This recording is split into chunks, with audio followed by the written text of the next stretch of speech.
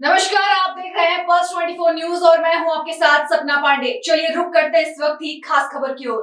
UP के Kanpur cyber crime थाना और साइबर सेल पुलिस ने साइबर ठगी करने वाले दो बैंकर्स दंपत्ति को गिरफ्तार किया है, जिन्हें नोएडा से गिरफ्तार किया गया।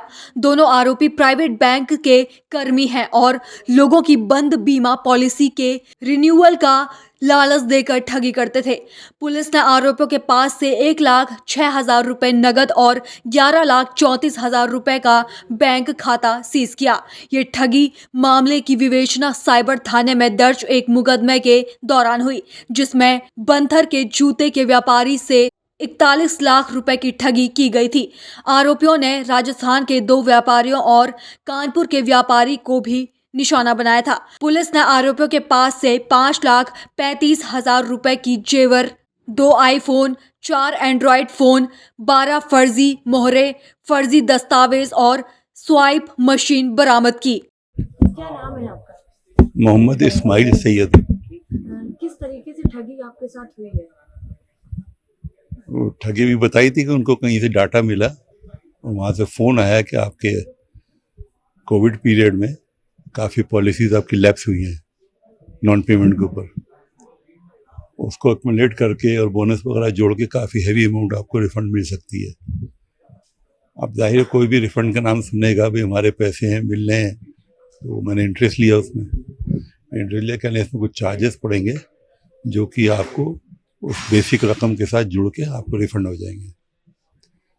तो फिर उसके आगे कहानी उन्होंने रेमिटेंस का कि ये प्रोसेसिंग चार्जेस हैं, ये फंड चार्जेस हैं, यूँ करके वो पैसे हमसे मांगते रहे और हम इसमें कि चलो रिफंडेबल है, कोई बात नहीं, रिफ़ंड हो जाएगा। तो वो एक्चुअली सब मामला दूसरा चल रहा था, पैसे निकलवा रहे थे वो सब।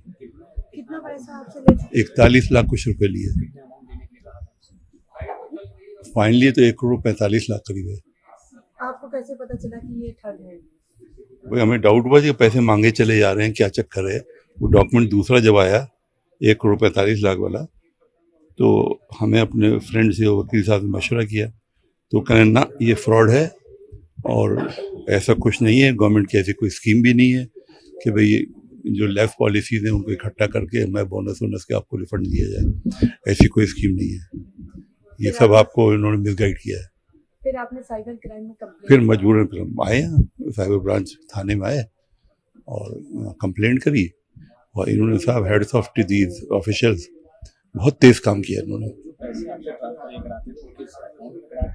वो मेरी जिला पांडे करके RBL बैंक नोएडा में अकाउंट था, उसमें जमा कराते थे।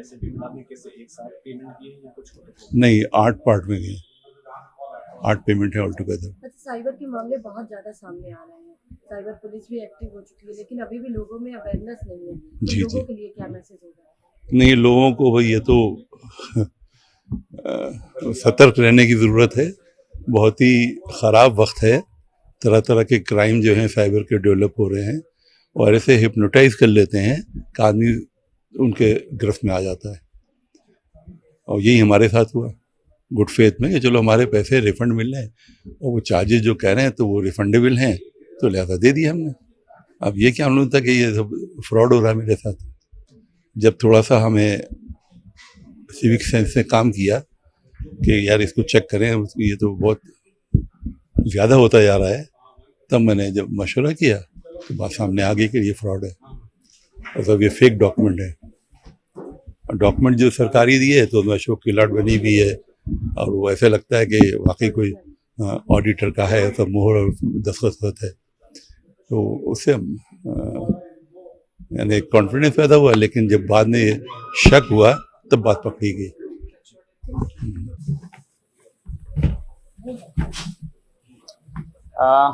जनपद कानपुर की साइबर क्राइम टीम ने ACP साइबर क्राइम के नेतृत्व में बहुत सराहनीय कार्य किया है।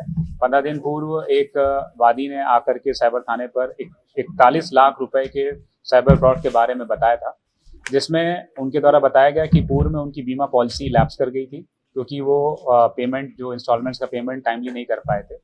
उसके बाद उनके पास अभियुक्त का फ़ोन आया और उसने बताया कि वो इंश्योरेंस ओम्बुड्समैन के यहाँ से फ़ोन कर रहा है और ऐसा उसको इनकी पॉलिसी के बारे में जानकारी हुई है और इंश्योरेंस जो कंपनी है उसने अपनी इंटरनल ऑडिट के थ्रू इनका केस को निकाला और इसमें अगर ये इतना पैसा दे देंगे तो वापस से अपना जो इनका पेमेंट ड्यू है वो ले सकते हैं। इस प्रकार से इनको अपने झांसे में लिया और धीरे धीरे करके इनसे 41 लाख रुपए अपने अकाउंटों में डलवा लिए। जब इनको समझ में आया कि ये एक तरह का साइबर फ्रॉड है, तब ये जनपद कानपुर के साइबर थाने पर आए और तत्काल इनका अभियोग पंजीकृत किया गया। जिन अकाउंटों में पैसा गया था और जिन नंबरों से इनको कॉल आ रही थी उन नंबरों को वर्क किया गया, जिसके आधार पर कल साइबर क्राइम थाने की टीम ने नोएडा से इन दोनों अभियुक्तों को, जो पति पत्नी हैं, गिरफ्तार किया है। इनसे पूछताछ में जानकारी हुई है जो अभियुक्त पवन है ये पूर्व में एक इंश्योरेंस कंपनी में काम कर चुका था, इसलिए इंश्योरेंस कंपनियां कैसे काम करती हैं, ओम्बुड्समैन का क्या काम होता है, इंटरनल ऑडिट कमेटी क्या करती है, इस बारे में उसको जानकारी थी। इस आधार पर उसने फेक आईडीज, फेक मोहर वगैरह बनाए और फिर उसने जस्ट डायल के माध्यम से अपने कुछ ऐसे कॉन्टैक्ट्स निकाले जिनकी इंश्योरेंस जो पॉलिसी थी वो लैप्स हो रही थी और फिर उनको फ़ोन करना शुरू किया। जो अभियुक्त पवन है उसकी पत्नी, जो दूसरी अभियुक्त रेनू है, वो जो म्यूल अकाउंट्स है वो प्रोवाइड करती थी। वहाँ से पैसे एक खाते से दूसरे खाते में निकालना के बाहर लेके आना और जो नंबरों से कॉल होते हैं उन नंबरों को डेटा रखना, ये सारा काम वो करती थी। और मुख्य रूप से कॉल करना और अभियुक्तों वादियों को फंसाना, विक्टिम्स को अपनी बातों में उलझाना और उनसे पैसा निकलवाना, ये काम अभियुक्त पवन करता था।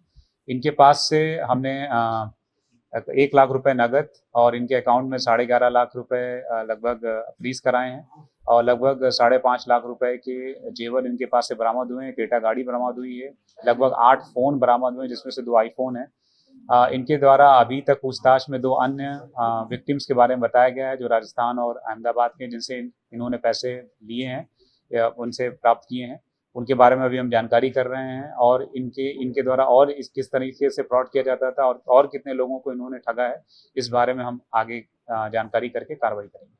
जनपद बैंक में काम करता था, उसकी खातिर कर ली थी, इसके बाद उन लोगों ने काम शुरू किया, तो कोई इंस्टेंट जरूरत थी इनकी, कोई ऐसा सपना था, किस वजह से?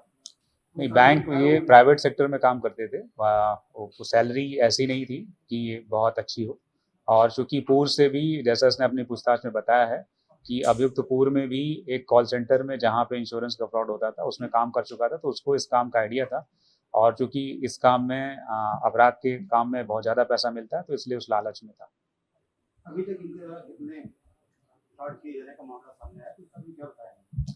अभी तक इन्होंने एक हमारा विक्टिम को ठगना और 2 अन्य विक्टिम्स के बारे में बताया, 3 लोगों के बारे में। फिलहाल इस खबर में इतना ही। देखते रहिए Post 24 न्यूज।